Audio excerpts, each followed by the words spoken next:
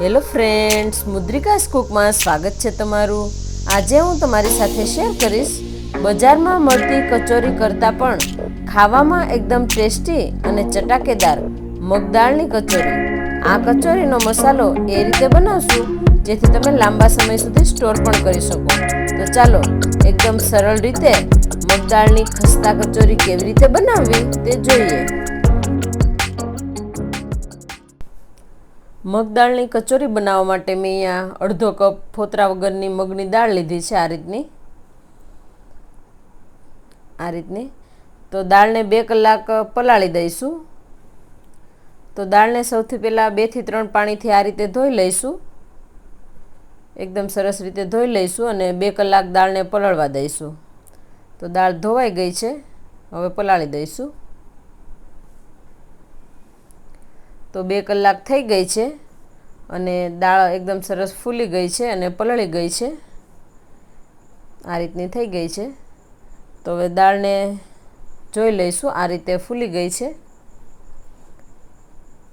તો આ રીતે દબાવીને જોઈ લઈશું, એકદમ સોફ્ટ થઈ ગઈ છે। હવે દાળની અંદરથી પાણી કાઢી લઈશું અને મિક્સર જારની અંદર પીસી લઈશું દાળને। તો એમાંથી બધું પાણી આપણે કાઢી લેવાનું છે। તો દાળને અધકચરી પીસવાની છે। આ રીતની મિક્સરને ચાલુ બંધ કરીને આ રીતની અધકચરી પીસવાની છે। તો હવે કચોરી બનાવવા માટે સૌથી પહેલાં લોટ બાંધી લઈશું। તો તેના માટે મેં અહીંયા ચાળીને 2 કપ મેંદાનો લોટ લીધો છે। વજનમાં 250 ગ્રામ છે। તો હવે આની અંદર સ્વાદ પ્રમાણે મીઠું એડ કરીશું। કચોરીને ખસ્તા બનાવવા માટે 2 ચમચી રવો એડ કરીશું। અડધી ચમચી અજમા હાથેથી મસળીને આ રીતે, અજમાથી કચોરી પચવામાં હળવી રહે છે। હવે કચોરીને ખસ્તા બનાવવા માટે અહીંયા 1/4 કપ ગરમ ઘી એડ કરીશું। ઘી વજનમાં 50 ગ્રામ જેટલું છે।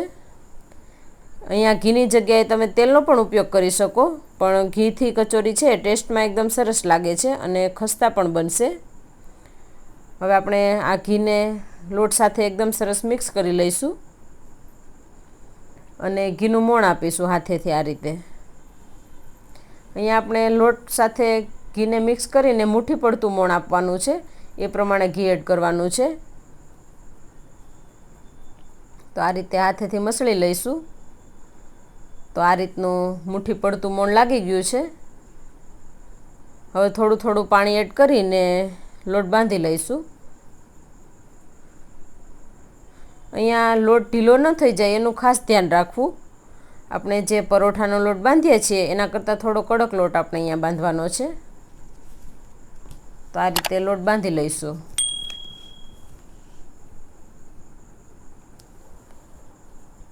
લોટ બંધાઈ ગયો છે આ રીતનો। લોટને આપણે એકદમ સોફ્ટ થાય ત્યાં સુધી હવે મસળી લઈશું। આ રીતે મસળી લઈશું તો લોટને મસળવાથી કચોરી છે એકદમ ફૂલેલી બનશે। તો આ રીતે મસળી લઈશું। તો 5 થી 7 મિનિટ જેવું થઈ ગયું છે અને લોટ એકદમ સ્મૂથ થઈ ગયો છે। હવે ભીનું કપડું ઢાંકીને લોટને આપણે 30 મિનિટ માટે રેસ્ટ આપીશું। તો આ રીતનું ભીનું કપડું કરીને ઢાંકી દઈશું લોટને। તો હવે આપણે લોટને રેસ્ટ આપેલો છે ત્યાં સુધીમાં કચોરીની અંદર ભરવાનો મસાલો તૈયાર કરી લઈશું। તો તેના માટે મેં અહીંયા ગેસની ફ્લેમ ચાલુ કરીને એક પેનની અંદર 1 ચમચા જેટલું તેલ એડ કર્યું છે।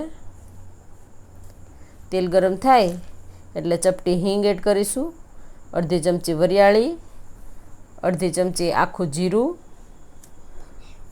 અડધી ચમચી અધકચરા વાટેલા ધાણા મિક્સ કરી લઈશું। અહીંયા ગેસની ફ્લેમ લો રાખીશું। હવે એની અંદર 4 ચમચી જેટલો ચણાનો લોટ એડ કરીશું। લોટનો કલર ચેન્જ થાય ત્યાં સુધી આ રીતે હલાવતા રહીશું અને લોટને શેકી લઈશું। લોટનો કલર ધીમે ધીમે ચેન્જ થતો જાય છે। આની અંદર ચણાનો લોટ એડ કરવાથી આપણો જે મસાલો છે એ ડ્રાય બનશે। આપણે આની અંદર મગની દાળ ક્રશ કરીને એડ કરવાના છીએ, તો એ દાળની અંદર જે પાણી હોય તે ચણાનો લોટ છે એ એબ્ઝોર્બ કરી લેશે, એટલે કચોરીનો મસાલો છે એકદમ ડ્રાય થશે। તો ચણાનો લોટનો કલર ચેન્જ થઈ ગયો છે અને શેકાવાની પણ સ્મેલ આવે છે. હવે ક્રશ કરેલી મગની દાળ એડ કરીશું અને મગની દાળને મસાલા સાથે મિક્સ કરી લઈશું આ રીતે. હવે એની અંદર અડધી ચમચી મીઠું એડ કરીશું, 1 ચમચી લાલ મરચું, અડધી ચમચી હળદર, અડધી ચમચી ધાણા જીરું પાવડર, અડધી ચમચી ગરમ મસાલો, અડધી ચમચી સંચળ પાવડર, અડધી ચમચી આમચૂર પાવડર. અહીંયા આમચૂર પાવડર ન હોય તો તમે લીંબુનો રસ એડ કરી શકો, અડધી ચમચી મરી પાવડર અને 1 ચમચી ખાંડ એડ કરીને બધું મિક્સ કરી લઈશું. તો આ રીતે બધા મસાલાને એકદમ સરસ મિક્સ કરી લઈશું. તો હવે અહીંયા કચોરી માટેનો ડ્રાય મસાલો તૈયાર થઈ ગયો છે. હવે ગેસની ફ્લેમ બંધ કરીને મસાલોને ઠંડો પડવા દઈશું. તો આ રીતનો એકદમ સરસ ડ્રાય મસાલો તૈયાર થઈ ગયો છે. અહીંયા મસાલો ડ્રાય હોય તો કચોરી છે લાંબા સમય સુધી સારી રહે છે. આ રીતનો એકદમ સરસ મસાલો તૈયાર થઈ ગયો છે. હવે મસાલો ઠંડો પડી ગયો છે. હવે આમાંથી આપણે બોલ બનાવી લઈશું. આ રીતે હાથેથી બોલ વાળી લઈશું. જો અહીંયા મસાલો વધારે ડ્રાય થઈ ગયો હોય તો તમે થોડું પાણી નાખીને આ રીતે બોલ વાળી શકો.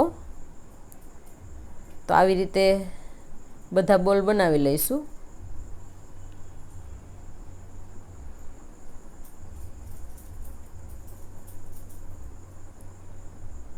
તો આ રીતના બધા બોલ બનાવી લીધા છે. હવે કચોરી બનાવી લઈશું. લોટને આપણે 30 મિનિટ માટે રેસ્ટ આપેલો હતો. તો આ રીતનો સરસ લોટ તૈયાર થઈ ગયો છે. હવે એકવાર આ રીતે મસળીને આપણે લોટમાંથી લુવા બનાવી લઈશું. તો આ રીતનો લુવો તૈયાર થઈ ગયો છે. તો હવે એને પાટલી પર રાખીને આ રીતે હળવા હાથે પ્રેસ કરી દઈશું અને આ રીતે મીડિયમ સાઇઝનો લુવો બનાવી લઈશું. આ રીતે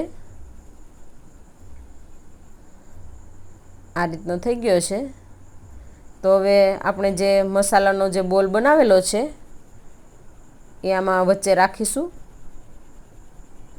આ રીતે અને આ રીતે પેક કરી દઈશું. આ રીતે બંને પડ ભેગા કરીને આ રીતે પ્રેસ કરી દઈશું. બરાબર પ્રેસ કરીને જે વધારાનો લોટ હોય તો કાઢી લઈશું આમાંથી. તો આ રીતે હળવા હાથે પ્રેસ કરી દઈશું એટલે આ રીતની કચોરી તૈયાર થશે.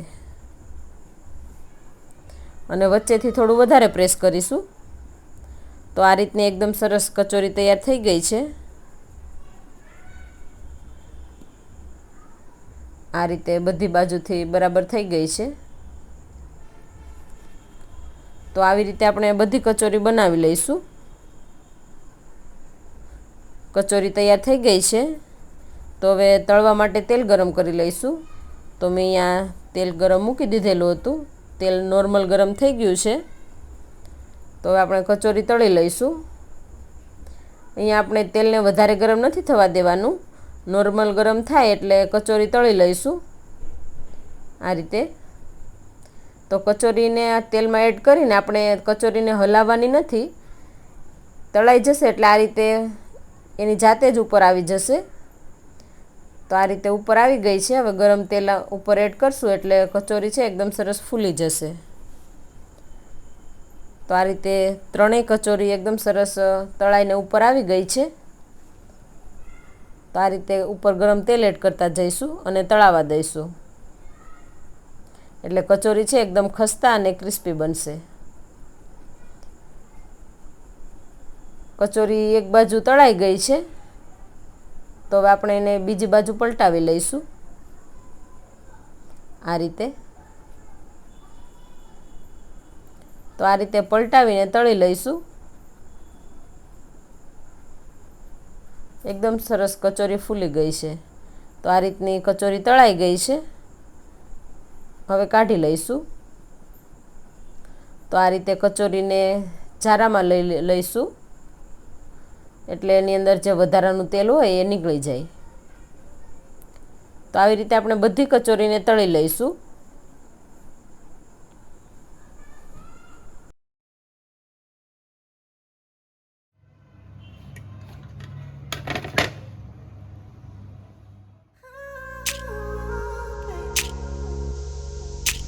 તો બનીને તૈયાર છે એકદમ ખસ્તા અને ક્રિસ્પી મગદાળની કચોરી.